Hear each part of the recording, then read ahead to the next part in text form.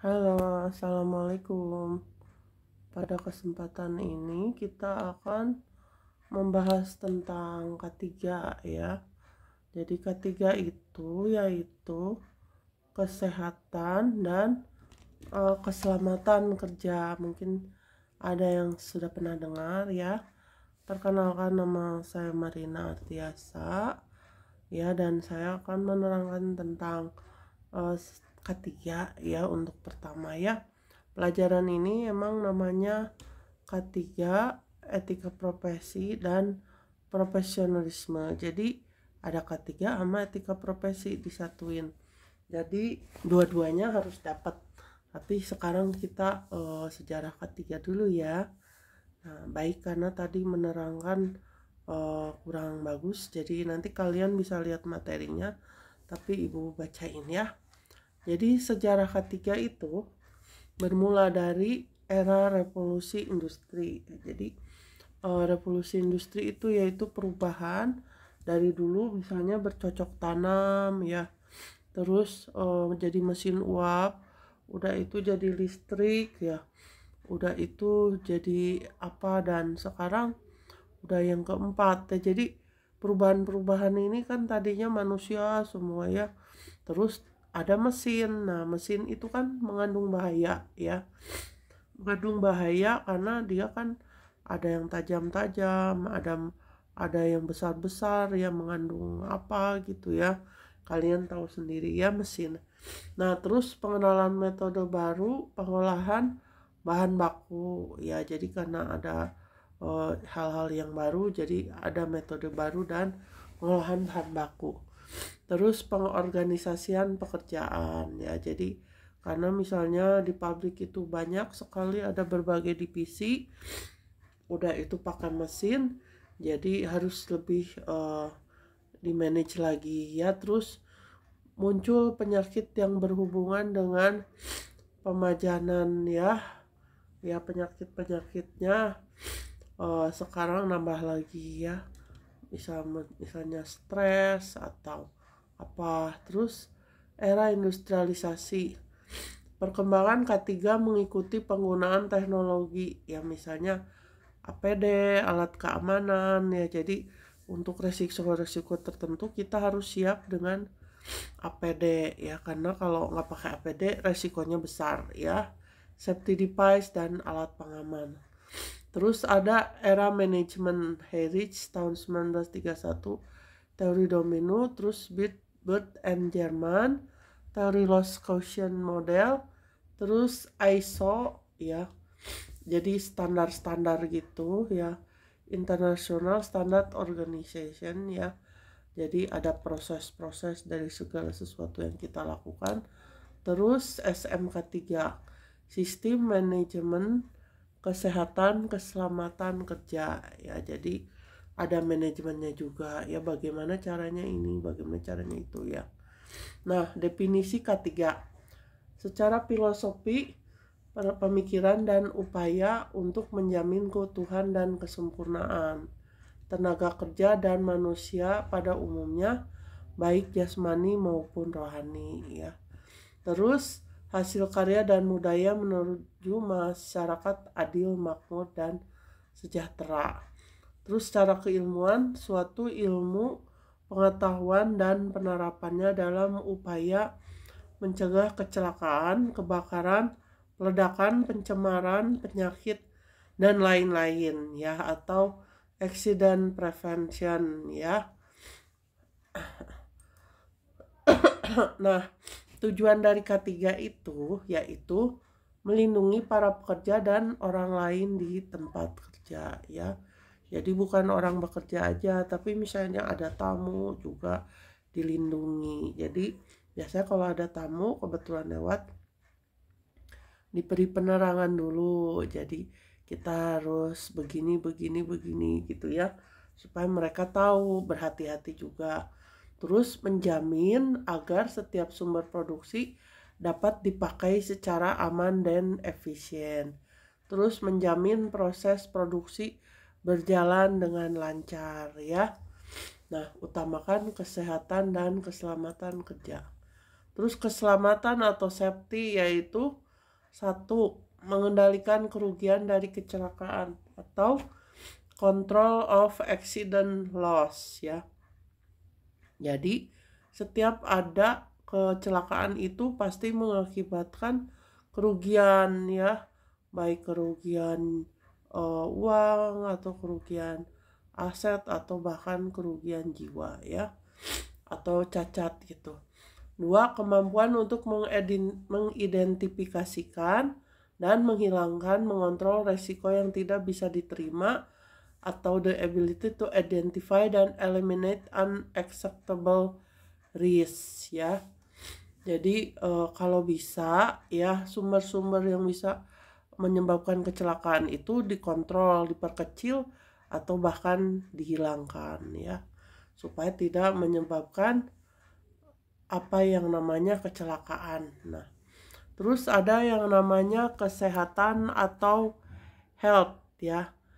Apa yang disebut health itu derajat tingkat keadaan fisik dan psikologi individu, the degree of psychological and physiological well-being of the individual. Jadi bukan cuma fisik tapi psikologi ya, jadi kejiwaan dan fisik. Jadi bukan cuma fisik, misalnya jatuh atau kena benda tajam atau apa, tapi psikologinya juga harus dijaga supaya dia happy kerjanya ya. Nah, kemudian di sini ada safety versus health ya. Safety itu keamanan versus health itu kesehatan ya. Safety hazard itu ya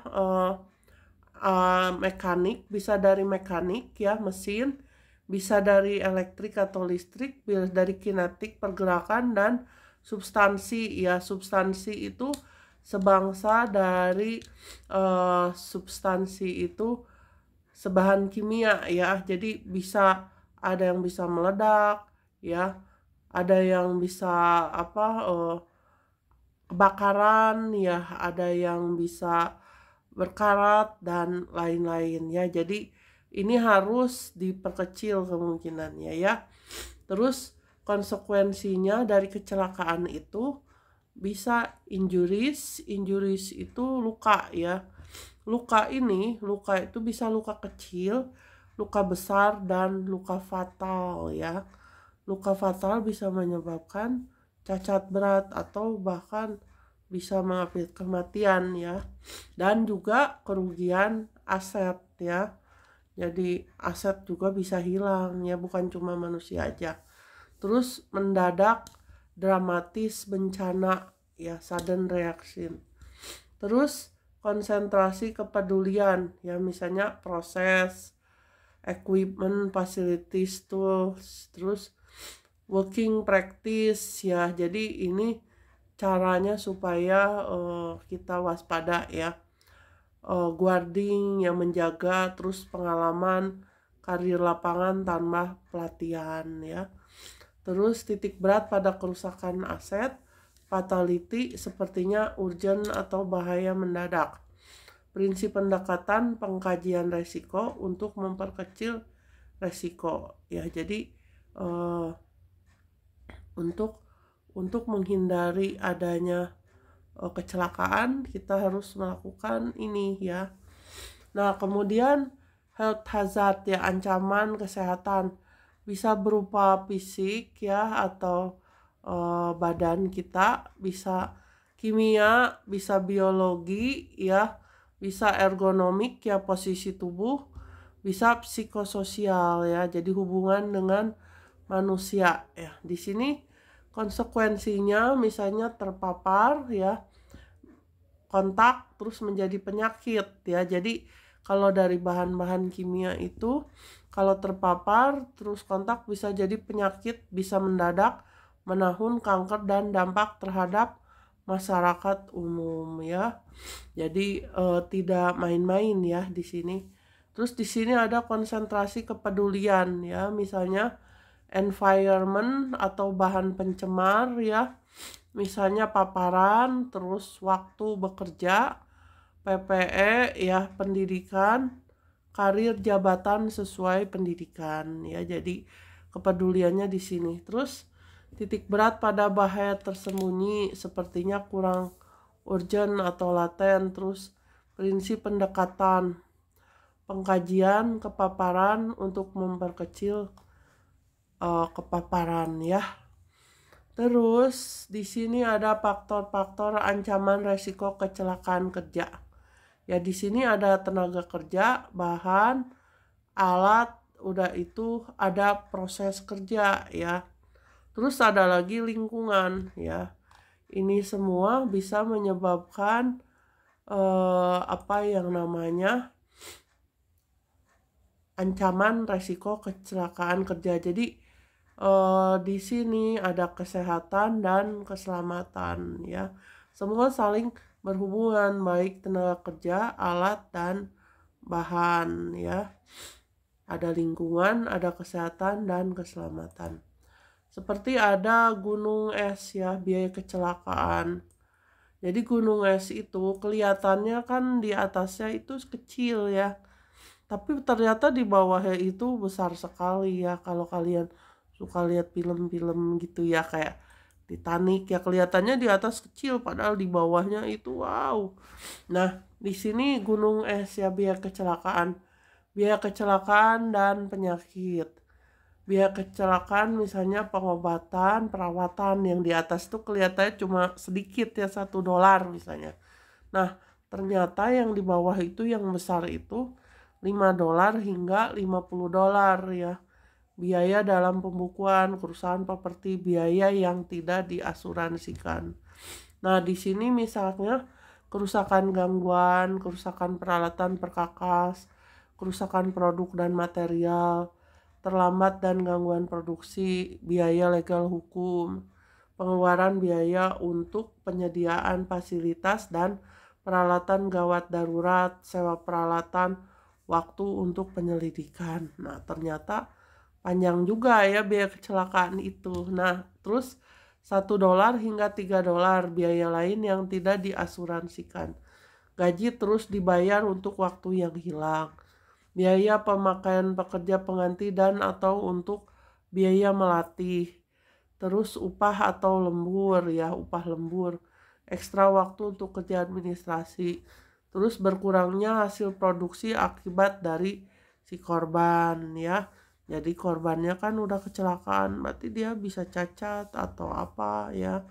Terus hilangnya bisnis dan nama baik ya. Jadi kalau ada kecelakaan itu yang terjadi di perusahaan, nah hilang bisnis kita itu bisa jadi nggak dipercaya. Makanya kadang-kadang perusahaan itu menyembunyikan ya. Waktu itu ada di Sukabumi, dengar katanya perusahaan apa gitu ya, ada anak yang PKL, udah itu dia megang-megang mesin, udah itu terjadi kecelakaan. Tapi itu nggak diberitakan ya, karena kalau misalnya sampai orang tahu ya, itu bisa membuat jelek nama perusahaan. Nah, piramida kecelakaan ini ya, yang di atas itu puncak data dilaporkan dan tercatat ya. Nanti kalian bisa lihat, ini ada di halaman berapa ya, 12 ya.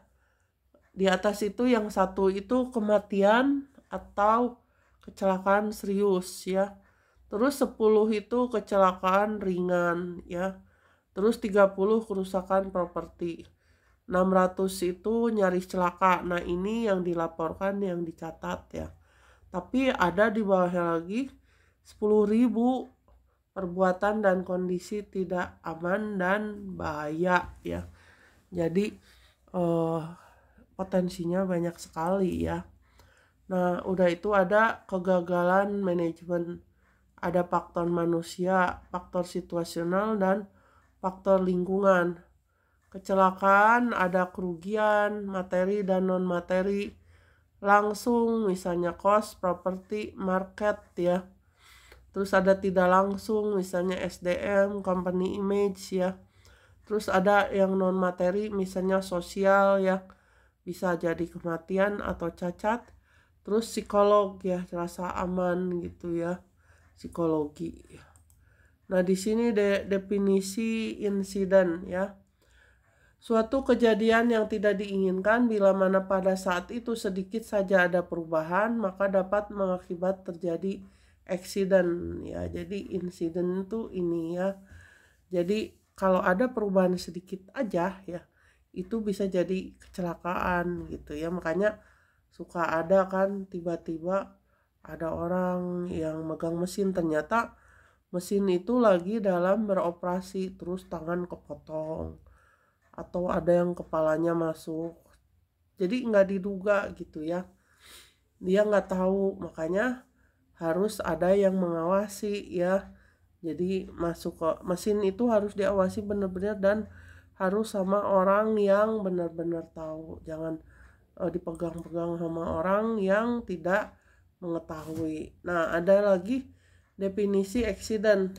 Suatu kejadian yang tidak diinginkan berakibat cedera pada manusia, kerusakan barang, gangguan terhadap pekerjaan dan pencemaran lingkungan. Ya, di sini terus kita ada 3 basic cause ya, sebab poor management, safety policy, and decision ya. Personal faktor nanti ya, lanjut lagi ya, capek. Makasih. Ini halaman berapa? Halaman 14.